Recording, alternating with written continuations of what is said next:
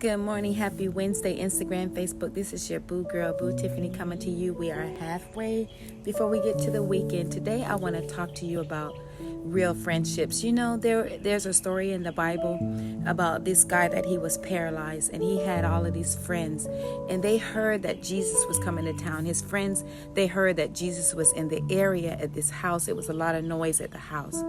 So they saw their friends' need. They was tired of seeing their friends suffering. You know, he was paralyzed. He was just flat on his back, and they really loved their boo. So they heard Jesus was coming. So they said, you know what? We heard about he's a miracle worker. He's a healer.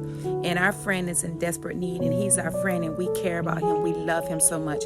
We got to get him to Jesus and see if Jesus can heal him, because, you know, we don't want him to just lay here like this and just suffer. We got to get our dog some help, because we love him sincerely.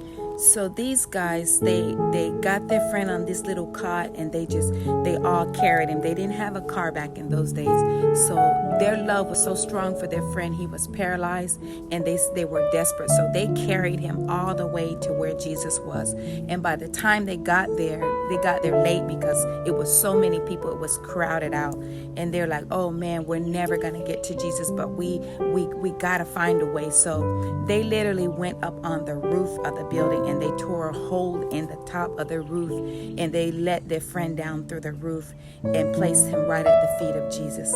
And I was like blown away. Where can I find those kind of friends? You know, we have a lot of friends on Instagram and Facebook, but I have never met somebody like that, just to love. And, you know, they were so concerned about their friend because he was paralyzed. He was giving up.